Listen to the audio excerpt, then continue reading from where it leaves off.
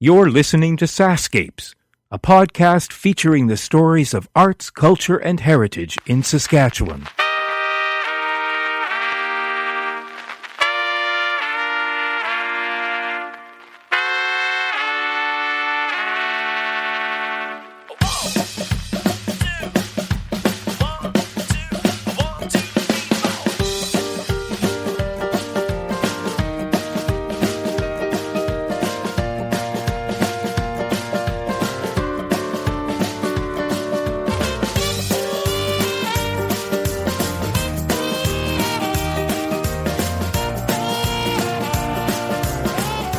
If you've listened to episode 37 of SaskScapes, then you've already heard two of my guests in this episode.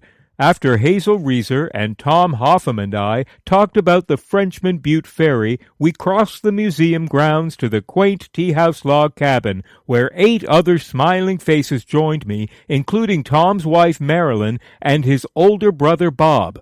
I'm Kevin Power, and in this episode we continue talking about growing up in the beautiful picturesque area of Frenchman Butte.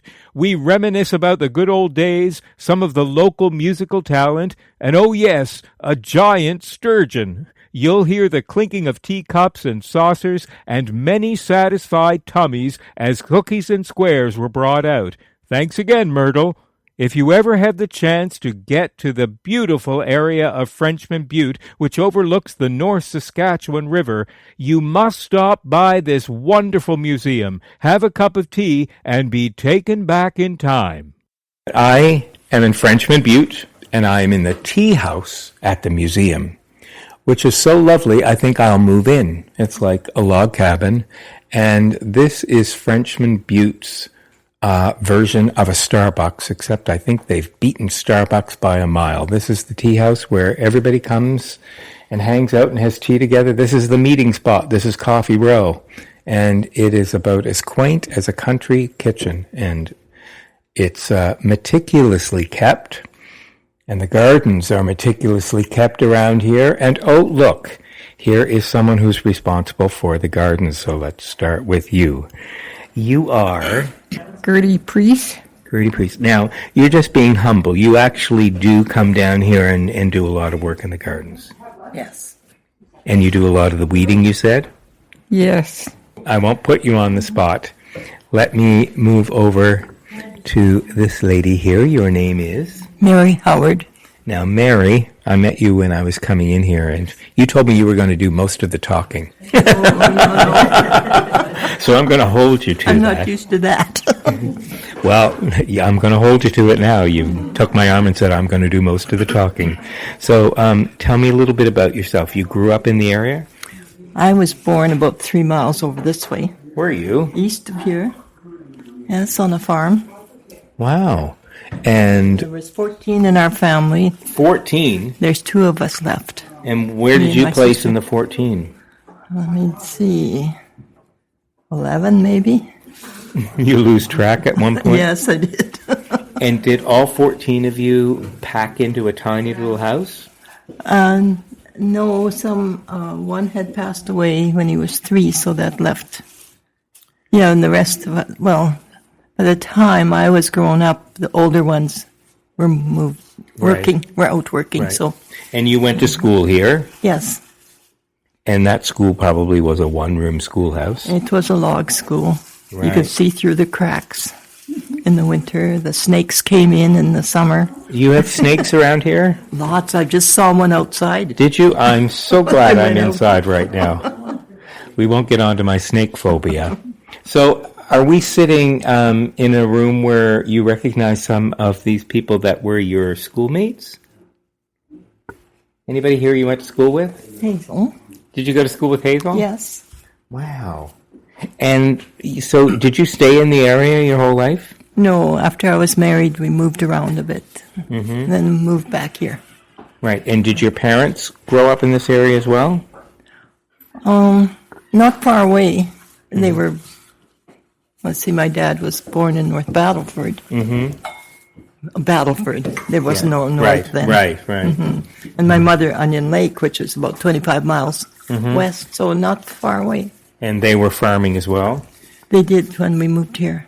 Right. Yeah. Right. So you grew up during some pretty challenging times here in the province.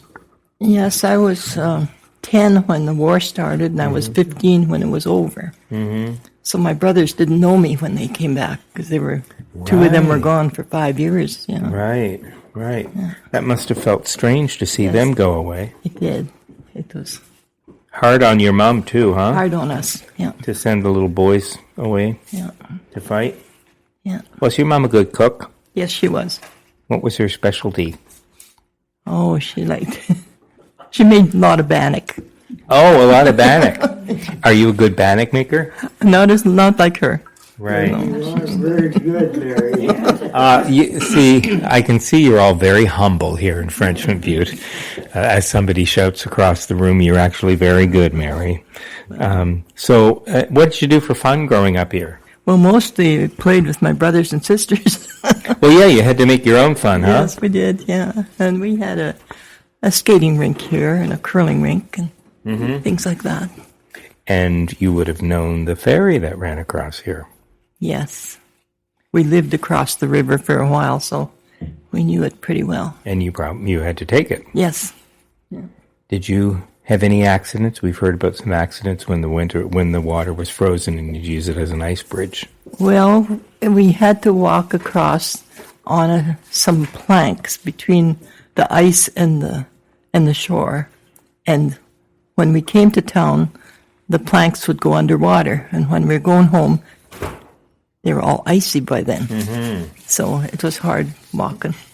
Yeah, you all had to walk to school back then. Boy, that must have been really tough in the wintertime, if winters were anything like they are now.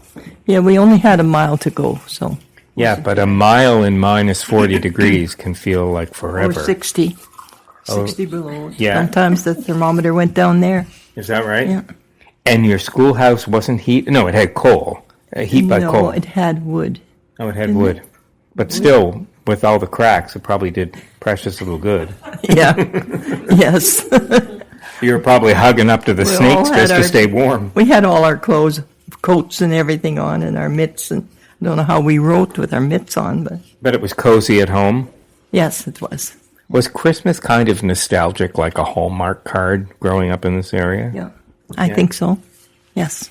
Yeah, especially if you had such a big family. Yeah.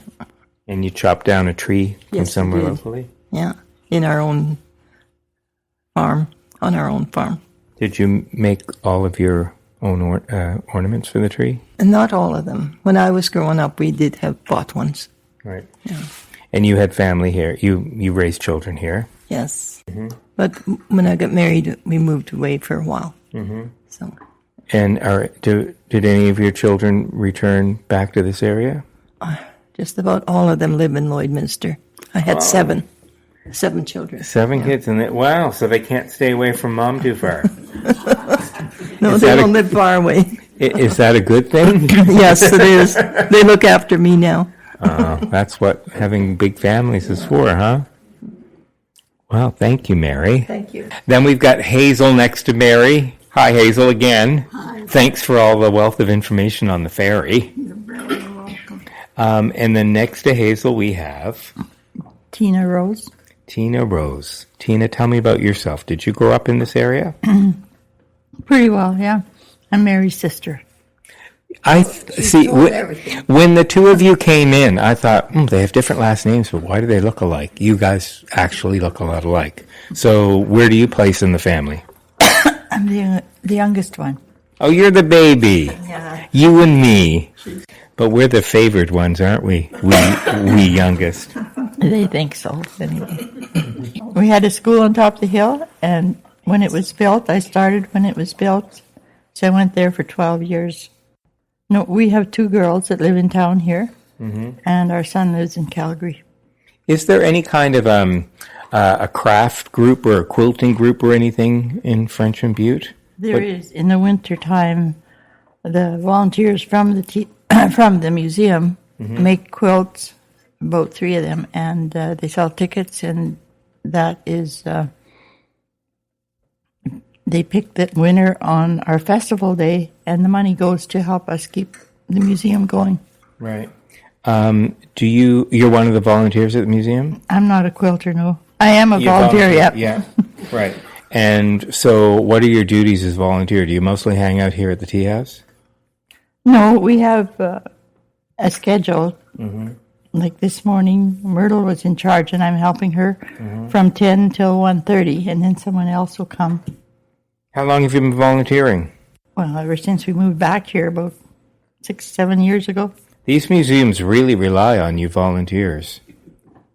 Are you a little worried that as the younger generation comes up that they may not have the same dedication to looking after the museum that you guys do? That's what's happening. The younger ones seem to be too busy to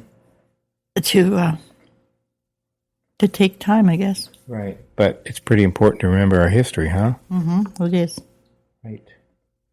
Thank you for telling me a bit about yourself. How did you wind up in the kitchen all the way over there?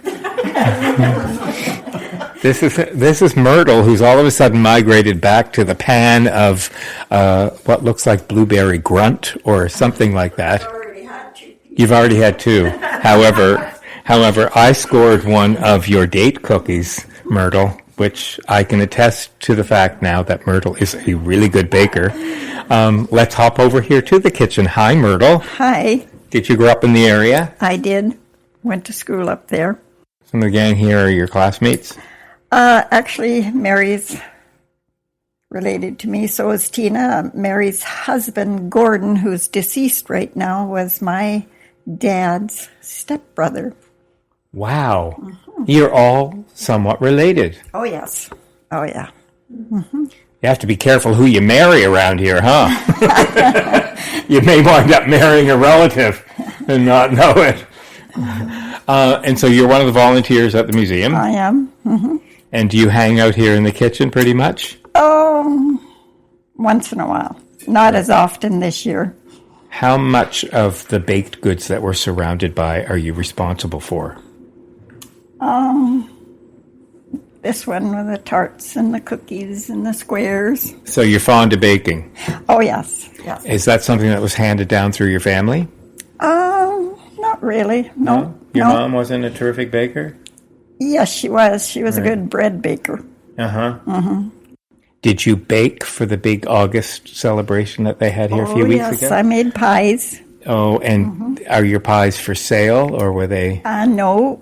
Well, yes, they were. That was everybody bakes pies for that day. And they said pie and ice cream. That's traditional in the last few years. When your kids come home, do you bake for them?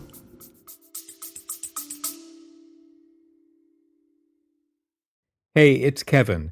I hope you're enjoying the episode so far. Just a quick reminder that the SaskScapes podcast is available for free on your favorite podcast app, or you can stream it from your browser. Check out the show notes for the link. On the SaskScapes homepage, you'll notice something new under the logo called SaskScapes Plus. You can't miss it. There's a big button saying support with a heart icon next to it. I'd love it if you could click on that button and help keep this podcast series going. When SaskScapes launched in May 2014, it was the first podcast in the province celebrating arts, culture, and heritage. In fact, you'd have been pretty hard-pressed to find any Saskatchewan podcasts. So I'd like to think that we paved the way. It's been because of your support that this podcast is now in its 9th year. Okay, that's it. Enjoy the rest of the episode. I've got a son at home, so I bake every day for him. Oh, so your son hangs out close to Mom. Yeah. Did they have dances around here growing up? Was that one of the things? Oh, yes, down in the Legion Hall. Ah, the good old Legion Hall. Right. Was that sort of like the dating spot? That's probably my phone. No, I never, well, not for me anyway. In those days, the boys used to ride into town and chase the girls around on horses. Yeah, I'm hearing this often. That was one of the recreational activities, chasing the girls around. Yeah. Right. Yeah. Right. And you are a volunteer here, and you, again, are on a schedule, and you get called to come down to do various shifts? Actually, what they do, they have a calendar, and everybody fills in an afternoon or morning that they can work. And if they can't, they usually phone somebody and find out if they can do that. Saves our Marion a lot of hassle. Yeah, right. Right. And are you a little worried that the younger generation are not falling in love with looking after this place? Yes, I see that pretty well all over the place. Yeah. What's your favorite part of the museum around here? Oh, just working in here and Yeah. meeting people. Like, I'm always amazed where people come from. And Really? Can you recall where some of the people have come from? actually, some have come from Germany. Really? Yes. And how would somebody from Germany know Well, about Frenchman usually Butte? family. They come Yeah. to visit family, and then they usually bring them down here. Right. Yeah. Wow. Yeah. And you get a lot of people during that weekend in August as well. Yes, we do. Can you tell me what you love about Saskatchewan? What keeps you here? Oh, the sunrises, the early morning sunrise, and the evenings are beautiful. Mm-hmm. And the coyotes. Of course, I'm out in the farm and I hear all this. Right. I think they do in town here too. Right. Yeah, it's beautiful. But the terrain here isn't flat like No. your typical prairie. No, it isn't. No. Thanks again for the cookie. Here's Tom, who we talked to over at the railway station. And Tom's brother, his eldest brother, is here. Oh, good. Look, a chair. I can sit down next to you. And you, sir, are? I'm Bob Huffam. And you also grew up in the area. I grew up on the other side of the river. And there was river is always quite a boundary in the early times. Right. And we didn't mingle a whole lot till later years. In fact, my wife is from this side of the river. As time went on, I saw the advantages of crossing the river. Your wife was the draw. Yeah, I'm afraid it was. How'd you meet her? Well, that's another story. I went in for a school teacher for a short time. You mean to be a school teacher? To be a school Yeah. teacher.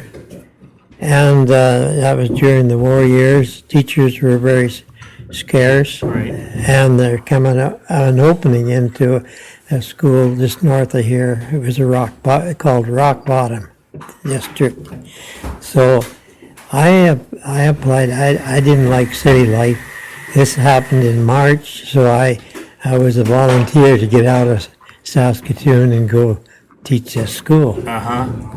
Well, of course, we always rode our horses in those times. And I rode my horse to school.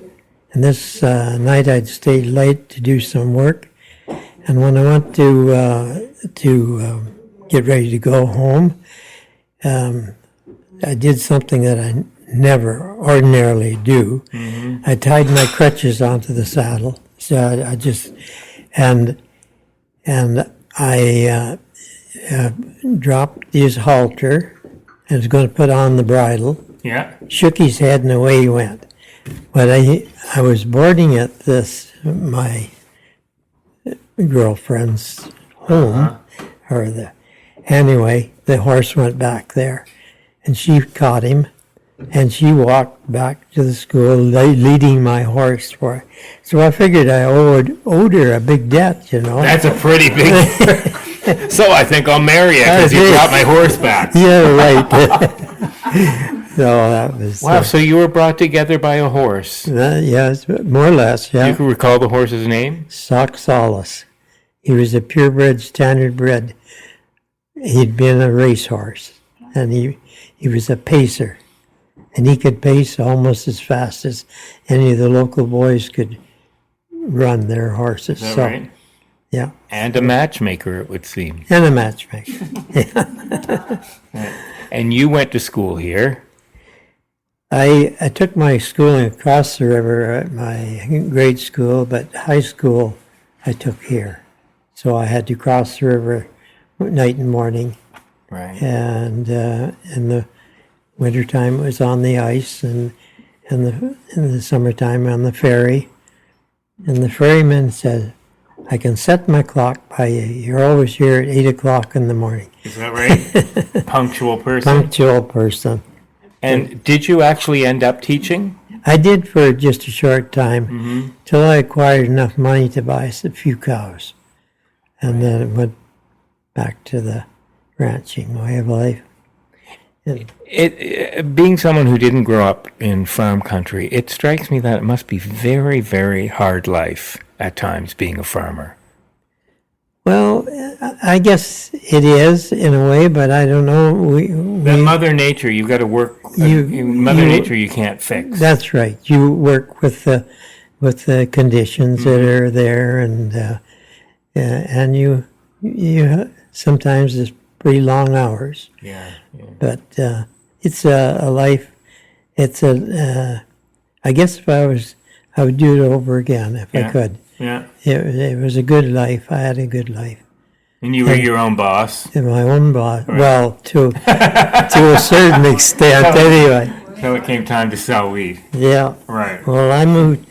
We when we were married first, we lived on the other side of the river, and then in 1955, I moved over here, or we moved over here. I like to say. I rode in on a little saddle horse and driving about 10 or 12 Hereford cows. Right. And that was when we started. Our place is just up on the hill here.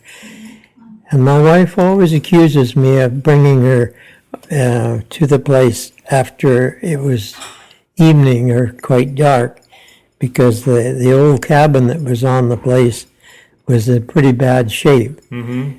In fact, she was met at the door by a gopher that it was had residence in the porch. However, it didn't take her very long to whip it up and clean up the place. And so you got gophers that are the welcoming committee. You've got horses that are matchmakers. Right. What a life, eh? No kidding. Next, you'll be telling me they also talk. Kevin, he and his family of kids and his wife ran a dairy for years. Oh, did you have a dairy here? I did. Times were pretty tough, and we saw the opportunity and pasture land was scarce, hard to come by. So I had to limit my range cattle, and I thought there was an opening come forward that needed somebody to deliver milk to Paradise Hill and Frenchman's Butte. So we decided we'd go, and for 15 years, we finally built a dairy barn, and for 15 years we delivered milk and to the two towns, and it was a great way of keeping everybody busy. Mm-hmm. Everybody had their chores to do. Mm-hmm. Might add that we had quite a workforce. We had 8 children, all told, and we had 2 little foster girls after that. Mm-hmm. So we were always surrounded by lots of little helpers, and they each had the job that they were able to do. And did you make ice cream as well? Well, we did on Sundays. In the wintertime. Right. Sundays. Is it true they have chocolate cows that give chocolate milk? I'm afraid not. Has somebody been pulling that? Yeah. But anyway, after the 15 years were up, we decided we had the opportunity come to get some more pasture land, and we went back to the beef cattle. Right. So tell me, what was the transition from non-pasteurized to pasteurized milk like for you? That were you affected by that? Yes. That came in effect just as we were kind of winding down and thinking about retiring from the milk. And had we kept on, we would have had to get the coolers and different things and the milk would have been shipped to Saskatoon. And so we decided just to to step out at that time and not go on with it anymore, because it was a very, very demanding work. It was 7 days a week, and you had to be there. But you knew cream right off the top. Oh yes, yeah. And butter. That's right. Do you have great memories of that? Or we often hear so much of the hardship during those times, but do you have very fond memories of that time? Oh, very much so. What was your brother like here? Well, you see... Was he the troublemaker? Yeah. No, he was a pretty good little fellow. But he came along so long after that we were almost... our family was divided into three. We had myself and a brother, and then later on we had two sisters. Then later on, beyond that, were three little brothers, and Tom was the youngest of them. Right. So he was more like one of my own family, children, rather than Right. So. I heard the story, Bob, about when you and Joyce got married. Winston and Tom were 6 and 7 or something, and you lived in the old house in the yard, and they took their horses and went around and around their house waiting for you to get up. Right. Waiting for you to get up on your wedding day? Right. Is that called second thoughts or cold feet? What did you do for fun growing up? Well, we had our dad and mother always raised good horses, so we were always riding good horses. And They're great friends, huh? Horses. Yeah, and they were working horses, and there were saddle horses and driving horses. And if we wanted to go somewhere, we hooked up our horse or jumped on a saddle horse and went away. And just ball games, picnics and ball games, I guess we'd say would be the fun things that were done. Were you musical at all? Anyone in your family? I played the drums. Did you? If you can call that music. Right, sure. And you had radio back then? We did, but we always got new batteries in the fall of the year. Yeah. So Dad could listen to the baseball games, the World Series. Right. He and some of his older friends. Yeah, that was the big deal, the battery, huh? I Yeah. That really dictated how often you listened to the radio. You had to be careful. You didn't just play it random. Right, You listened to certain programs. Right, and how would the battery be kept warm? Well, I guess it was kept in the living room, and the living room was one of the warmer Is that right? rooms of the house. Are you one of the volunteers here at the museum? Well, I used to work here. Mm-hmm. I kind of I'm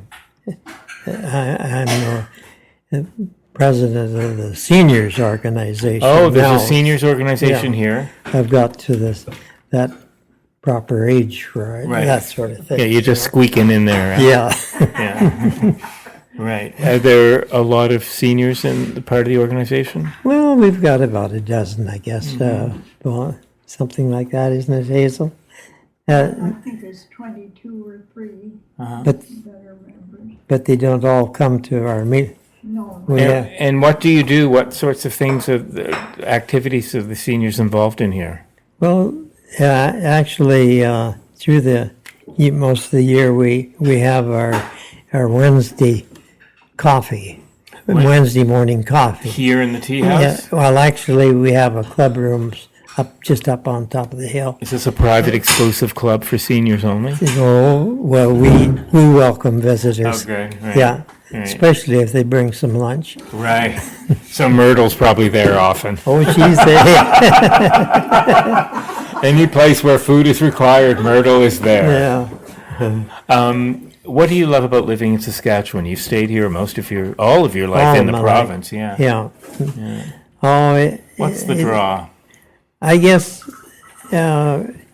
we listen to the radio and TV nowadays, and so glad to have friends and neighbors that aren't out there with guns ready to shoot you, or Right. it's a people are good, and if there's ever have any trouble, your neighbors come and want to help, and so it's a good bunch of folks. Yeah, you all know each other, sure. Oh, we do, and of course, like you say, we're all getting related Yeah, right. through the years. Right. But you all know each other well enough that when a stranger like me shows up, the heads turn and there's a visitor coming through. A car of a different sort shows up.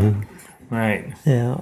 Right. Thank you for telling me a little bit about your life. Anything else you want to add? The who? What about the formal boys? The Yeah. Formal Boys? Yeah, Was that their last name? Formal was their last Formal, name. yeah.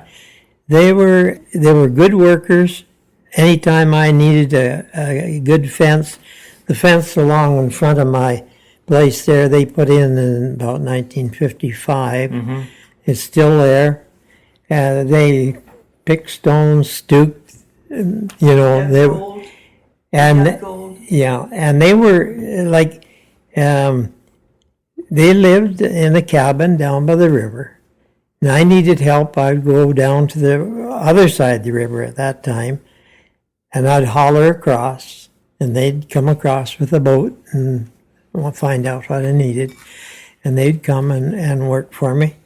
But they were, their work habits were a little different than a lot of people. They would, I would say I'd need one person, so this one person would come probably the next day. Well, Mother knew that when she made lunch for the boys, that the first day or two, she had to make a full loaf of bread in sandwiches because they were bachelors and they didn't eat very heavy at home. So, but they liked special lunches. Anyway, they'd work. The one Tommy would come, and he'd work for a day or two, and then he'd say, "I think Robert should come and help us." So I said, "Oh, that's all right." But I knew in the back of my mind what would happen. It was the same each time. They worked together for a couple of days, and then they both went home because they didn't get along very well together. Right. But anyway, they were quite ingenious in their way. They would go down to the village garbage dump, and if they could find an old engine from, whatever, they'd take it home down the river, and in a few days or a week or so, you'd see them coming up the river in a boat with a motor in it. They'd repair it. They'd repair it.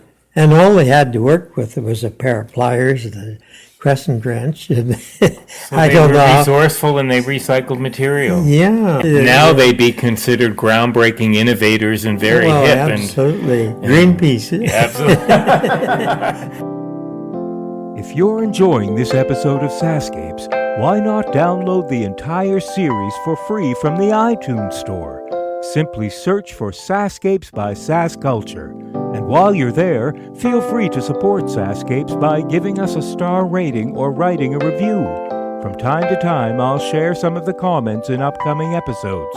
And who knows, it could be your comment I read next. And now, back to the podcast.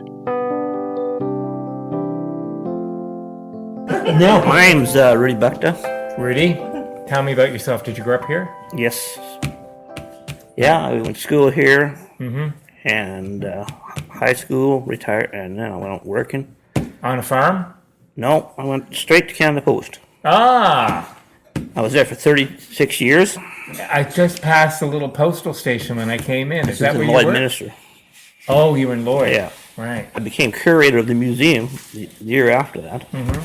And I drive back here any days off because I find if I want to go fishing or hunting or that stuff's out kind of here. Plus, I belong to two groups here. I belong to the Legion and the museum. How's fishing around this area? Pretty good. You're right in the middle of the lakes, Yeah. right around here, whether you want to go north or east. a lot of lakes. So fishing's pretty good. And what are you catching mostly? Well, most of the time we catch pickerel, jacks, perch. Yeah.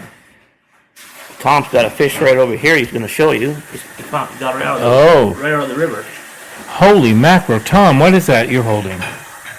That's a sturgeon. Right here at the old ferry landing is one of the hot spots for. I shouldn't be saying this. I shouldn't be talking about this. Oh, because now now everybody's gonna everybody go. in the world's going to know about that. Right, okay. It's a good river to fish sturgeon in, Right. and any other fish too. Boy, that must have kept you fed for a while. How much did it weigh? Oh, not with a sturgeon. You have to look at him and then put him back. Oh, you do? Yeah, Right. But did you get a chance to weigh him? approximately 30 pounds, Yeah. Wow. 47 inches long. Wow. Yeah. So sturgeon are one of the more endangered ones that you have to toss back? Yeah. Right. They're a prehistoric fish. There's quite a story on the sturgeon fish, but yeah, it's only the more talented fishermen say they can actually catch them. Yeah. But continue with Rudy. Rudy, did you catch a sturgeon? No, I never have. That's okay. We don't discriminate. I have a question for you. Do you remember the show Don Messes Jubilee? I certainly do. I grew up with it. Okay. Gunther Buckta started the Buckta Dancers. Yeah. First cousin of my dad. Is that right? Yes. So our name is well populated around the country. Right, right. Have you been to the Maritimes? Nope. I want to get there someday. You gotta go. So tell me about this general store. Your parents ran it? Oh, yeah. They had it back in about 51, 52. I think they bought it from a guy by the name of Owen Ibbotson. And it was a general store when he owned Yes. it? Right. And they ran it for years. And it was a situation where people didn't just, it was kind of on credit kind of thing. And sometimes people maybe didn't have the money to pay. So sometimes you'd end up with going to get bales or cattle or something. Yeah. Something for the cause. Yeah. And when we were kids, growing up, like about 10 or 12, we used to run like different errands they were running the store. So our kids would maybe run and get flour, get gas for the customer, get high test gas and things like that. Lots of odd jobs back then.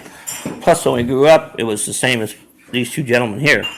Only they were more modern than we were, but we used to do we had cattle too on the side, so we did a lot of putting feed up. Right. And that kept us busy on the side. Right. But when you were a kid, did you work at the general store? Yeah, in between. Yeah. Most of the time it was feeding cattle and that kind of stuff. Yeah, right. But, And the general store ran until when? I would say my uncle had it till about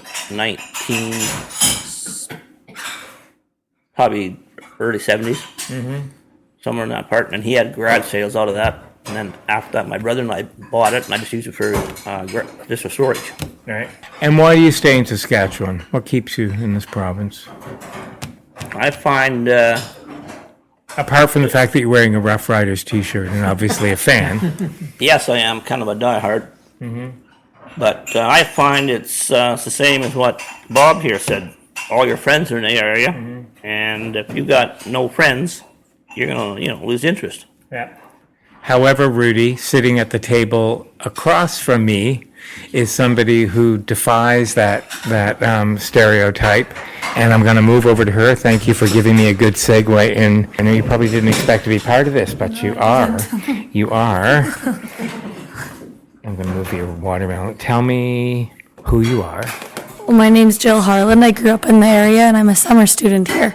Right, so you defy all the things that we've been saying about kids not really caring about the area. Why did you're part of the Summer Works program? I guess mainly because I was a student in Saskatoon and looking for a job close to home.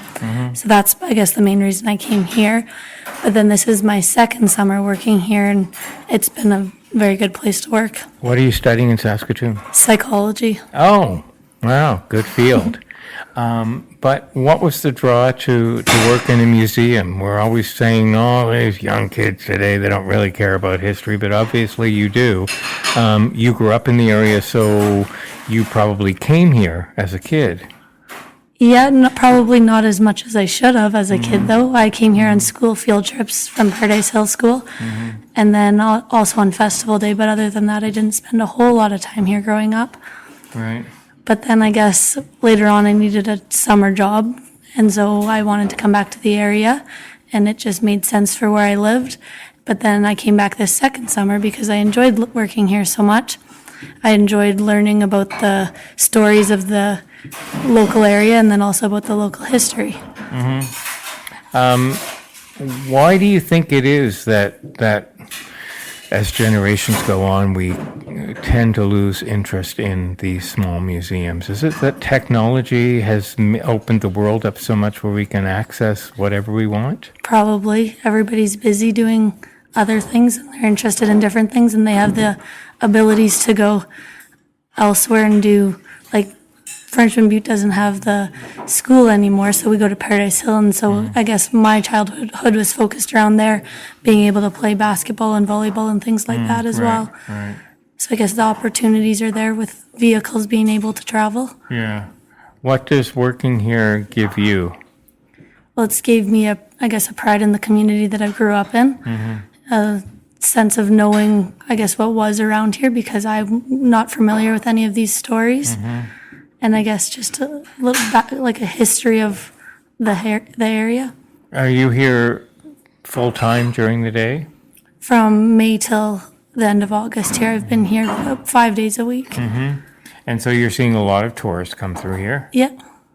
Any interesting stories that they've had to tell you, that ones that have come from as far as Germany and even further maybe? Yeah, I've toured people from Germany. I toured somebody from Singapore last summer. In June this year, we toured a group from East India. They came out here with the Rotary Club. I don't really know any specific stories, but everybody has their own unique story. Do you have the opportunity to ask them what brought them here? I mean, you don't tend to associate somebody from Germany or from India knowing that they should come see a museum in Frenchman Butte, Saskatchewan. Yeah, we usually open up with something like that of what brought them here. And it's usually a connection with family members that they're here visiting or just different clubs that are out touring. And then a lot of the local tourists come from people that have heard about it or driving by the sign a number of times and then decide to stop in.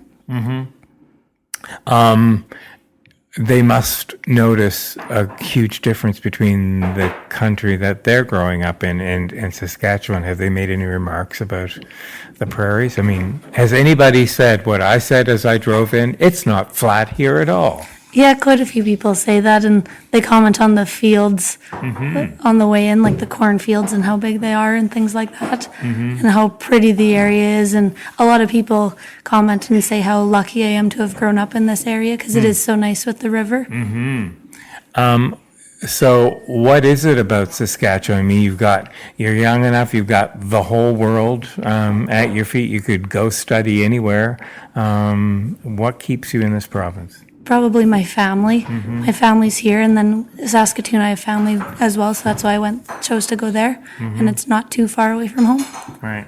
But as far as the geography of the province goes and the lifestyle, it's your speed? Yeah, very much so. I like it here. Great. And this program that you're a part of is pretty important, huh, for you guys? Yeah, it is for sure. It's gave them the ability to have students here, as myself and another girl named Leanne. She's not here today. But we've worked here this summer. And do you have the opportunity to encourage younger people that aren't involved in this to get involved? Yeah, like I've tried. My younger cousin who lives on the same farm I do, I've got her to come down here a couple of times and help volunteer around here. Good. So you're a bit of a recruiter. Well, maybe.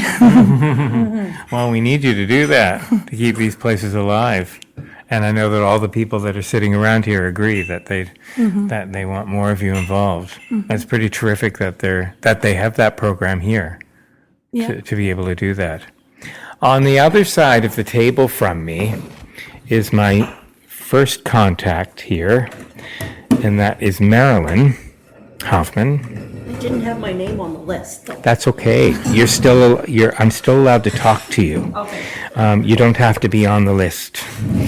So, Marilyn, you did not grow up in the area, but that's okay. We are still a person of interest. Tell me where you did grow up. Well, actually, I did. I was born and raised for the first part of my life in Maidstone, Saskatchewan, which is on Highway 16, between here and North Battleford. Okay. And then the later part, Kitscotty, Alberta. My family moved out there to farm. Okay, so you were Saskatchewan born. Yes. Right. Yeah, and Saskatchewan, I've been married for 46 years, and lived in the same place across the river.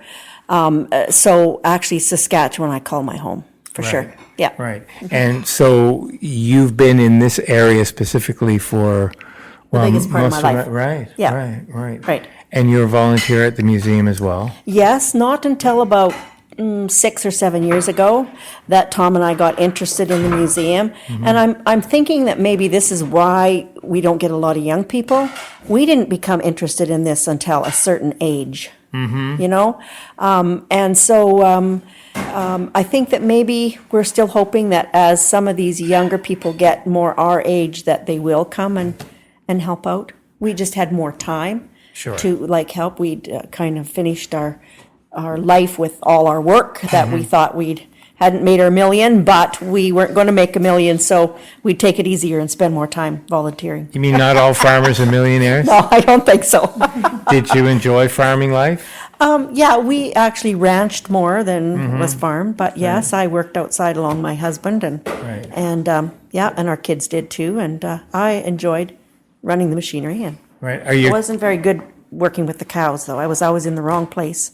At the wrong time. Yeah. but that's all right. Yeah. I get your drift. Yeah. And what has your life been like outside of farming here? What activities have you been involved in? Well, actually, Tom and I have both been very community-minded. I was involved in the school at Hillmond when the kids went to school.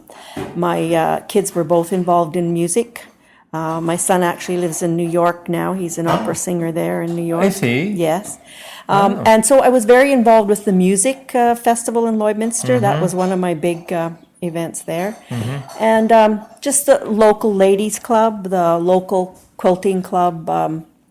And then I worked off the farm a bit in the health system with in Jubilee Home, which is an acute care or senior long-term care, I should say. Right. Yeah. So, and enjoyed that. So actually, I've done a lot of things but I really like here. I like being here at the museum. Right. What is it about Saskatchewan that you like? I guess the freedom and, you can grow so much of what you eat. We have a huge garden, and there's always all these fresh berries that you can go pick. And I think that it's a healthy place to live. We're not near a big city or anything like that. And so I think that would probably be most of what I would like about Saskatchewan. Right. Yep. The population of Frenchman Butte is getting smaller and smaller. Yes, I think actually last year or a year or two before, we had 72 people in here, and now when we went to do the school tours, which we do the month of June here, we were down to 53 people. What are the school tours that you do? Well, in the month of June, we, actually all year long, starting about January, we start getting a hold of all the schools in the area and telling them what we offer here as a school tour. And then we take in so many schools, and we have school tours during the month of June. We can handle 2 a week because it takes about 14 volunteers to do one school tour. Right. And we could be filled every day of the month of June. Wow. But we just don't have the help. The students come, we try to take 60 in a day, and we start out here with butter, ice cream making, homemade butter, ice cream, and quite often bannock making. Yeah. And the kids, it's hands-on, so they love that part. Nice. Then they have the butter on the bannock before they go, and they have a taste of the ice cream that they've made. Plus, we have all the pioneer things, like the old-time washing, rope making. What else do we have? They get to come up and dress up in the old clothes. They go through the CN building, the old-time one-room schoolhouse. We have a teacher in there that's taught in a one room, and so she tells them how it was when, back then. Right, So, right. and they just love it, and it's actually paying off for our museum now, because every student that leaves here, they get a pamphlet saying what is going on in our museum, and so they take that home and bring their parents back. We've had a lot on festival day that the kids have been here. And it's so cute because the kids march around like they know the place, and the parents are just as interested as the kids are because their kid is showing them around. Isn't that great? Yeah, it is. Do you think the kids get the connection with the food? I mean, we often just assume that ice cream and butter comes from the freezer and fridge section of the Mega Mart. So when they're making this stuff, do they get the connection that Well, some of them do, but we have a very couple of ladies that actually have milked cows and have done this, and they explain to these kids. And some of the kids just can't believe that this was done. So by the time they've tasted that butter, they're very happy because they also helped make it. So this makes them really pleased that, and so I think that we would like to feel that they get the connection. Yeah, sure. And I think that they do. Sure. That's our main objective, is to get them to realize the way it was in the pioneer days. Are you one of you said you're quilting, are you one of the quilters Yes, that? yeah, we start, like Tina had said previously, in January, and we have had a bunch of material donated from quilters that have passed away or don't want to quilt anymore. So we pick out a pattern, and there's 3 or 4 of us that do the sewing, and we have 3 ladies that do hand quilting. So all these quilts are on the frame, just like they used to in the olden days, and we all get together, we bring our lunch, and we have this quilting until April. And do they get Once a week. sold or auctioned off? Yes, we sell tickets. Wow. And then we usually bring in about $1,700 to $1,800 a year out of our Wow. quilts. And with the donated material, we don't have a lot of expenses. Right, yeah, of course. So, so it's one way. How did your son was involved in the music festival system? Yep, yes, he was. And so is he making his living full-time Yes, as an he opera has singer? his doctorate in music, and he's a professor at the Ithaca Oh, yeah. College of Music. Wow. And has he had the opportunity to come back here and perform for you? Not so much since he moved down there, but he did sing with the Saskatoon Opera, and he did. He adjudicates a lot. What's his name? Brad Huffam. He is in Calgary, adjudicating in Winnipeg and Toronto and things like that. And he spent a lot of time in Italy. Hey, Tom, what do you think of your son being an opera singer? He got all that music from me. Well, actually, He got his voice, chasing cows. He got his voice chasing cows. Yeah, right. not usually, because Brad usually sat like this when he had to chase cows. Huh. It was usually fall and it was cold, and he knew he had to help, so he sat like this and rode along. I'm sure the cows could go on either side of him and he'd never know. Where did he get the music from? His and Bob and Tom's dad apparently was a wonderful tenor when he was younger. None of us, Bob probably did, but none of us actually did get to hear him, because by the time I married Tom, he'd had a couple of heart attacks and he didn't have the air that. But from now, I hear Hazel and Mary and some of those ladies telling me that he did have a very lovely tenor. And Brad, they tried to make Brad a tenor after he moved to New York City, but he's a baritone. Yeah. It's endemic. So- There's a lot of teachers that do that. They used to call me a pushed-up tenor. It's like, okay, look, Yeah. it doesn't exist. Stop it. They leave him as a lyric baritone. Yeah, right, But because anyway, and my mother is very musical. She plays just about any instrument, and just by ear, just picks it up and starts playing it. So, so I think he got a little bit from both sides. Right. Hazel, do you remember Tom's dad having a beautiful voice? Oh, yes, he did have a very beautiful voice. Where did he sing that you would have heard him? Well, I've heard him in gatherings like at funerals and almost any place the public was singing. Right. Tom, but you have no recollection of your dad singing? No. But you had siblings who would have probably heard him sing. Well, your brother, you would have heard him sing. Right. And is it true? Well, oh yes. I know that he did in public. They used to have amateur hours for entertainment in early times, and folks would get up and sing or play or whatever they were good at. I remember him singing at that. But he had a player piano, and he used to sit down in the evenings or on a Sunday sometime, and he would play the player piano and sing to it. And that was always very nice to hear. Wow, and I guess no recordings. He actually forgot to mention that he was part of an orchestra years ago, too. You were? Well, if you could call a drummer part of an orchestra. Well, your neighbors there, like Mel Mudge and Elton Anderson, Pauline Spence.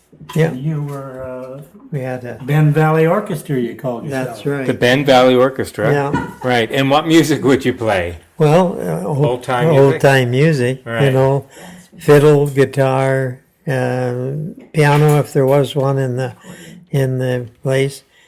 Sunday I visited.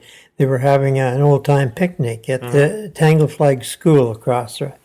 In 1951, recalled playing for a wedding dance, and I went in, and the school dance floor would have probably been like from the stove over here, just a tiny, and yet the whole community was there, you know, and they took turns at dancing, and in the wintertime we drove with the team and sleigh. Summertime, of course, somebody usually had an old car that would take us there. Our first born child, he sat in an apple box or laid in a blanket on the back of the stage and slept during the... Right. Yeah. And was he musical? Because they say, you know, if you grew up around... No, we didn't have very many that were musical. Wow. But, Tom, you got to learn how to play an instrument now. It's too late for me to learn. No. Now that you've conquered the sturgeon of a lifetime... That's my talent. I'll leave it at that. Fishing is your talent. Yes. Right. we're quite fortunate in having a group up north in the Red Cross area. And this Raymond Myers, he's a kind of a retired rancher up there. And the first Sunday of every month, all year long, he has a jamboree, you call it, jam session. And people come from all over, Saskatoon, Edmonton, from quite a distance, you know, and to play their instruments there. You have a band that plays during the weekend in August. Where do they come from? Actually, we have different entertainment from all over. This year we had some of Mary's family playing. Mary, your family plays? Yes. Your family has a band? No, they play with different bands. Oh, okay. And these are your children? A couple of boys, yeah. Oh, wow. Yeah. Wow. And Tina's grandson sang. There was a local band. We have our friends up here, the Fort Pitt Christian Farms. They have a lot of beautiful musicians, singers there, and they come and sing for us on stage. We have the CN station, the stage out there is all different. Every half hour we have somebody different Wow. come. So it's a very musical area. Saskatchewan culture is very good to us with grants and things like that over the years and presently. And so we really need to pump up that a bit. Well, we see Sask Culture's markings everywhere around here, Yes, and they've we're been very grateful supportive. for them, for what they do for us. I think that with the large grant that we get, and that it's what keeps this place going, operating, and we're very fortunate to be able to have those kinds of funds come into our area. And it is beautiful. It's very well kept. It's very impressive, the grounds. I think that we have to do a lot to thank the founders of the museum and the people over the years. It wasn't easy for them when they first started, and it was hard work for all of them to get this place set up. And this is one of the reasons why I know Tom and I don't want to see it go, not be anymore, because of all the work that's been put into it. Yeah. And so I think that we have to thank them a lot for getting this, but it is a very picturesque place. It is. And people that come here, just even that stay in our campground, just can't believe the beauty and the quietness, and they love to stay here. So it is an area that we need to keep going. I want to thank you all so much for letting me into your little world here. It really is something very special that you've got here. And I'm so grateful that you all took the time out of your day to come and hang out and fill me in on your life here. I would just like to thank you for coming, and I'd like to thank SaskCulture for making it possible for you and the association to get out and see what we have here. In this area, we seem to be a little bit forgotten with our history. We have so much history here, and we're forgotten up here. We don't have the interpretive centers and things like that they do in other parts of Saskatchewan. And we have it here. We just need somebody to look at us. That was the reason behind this series, is that people and stories that are falling by the wayside get brought to the foreground. Right. And now this is up for the whole world to hear. Yeah. I am, and SaskCulture is very thrilled to support you in that endeavor. Thank you. Thanks for listening. The SaskScapes podcast is created by Kevin Power as part of the Culture Days Animateur program operated by SaskCulture. Funding to the cultural sector is provided through the Saskatchewan Lotteries Trust Fund for Sports, Culture and Recreation. If you want to hear more of these podcasts, or to see the great work being done by other SaskCulture animateurs, please visit www.iheartculture.ca. Special thanks to Paved Arts in Saskatoon for their technical support. Music for SaskScapes is provided by Saskatchewan-born singer-songwriter Jeffrey Straker. There is no end to the stories to be told. So, until next time,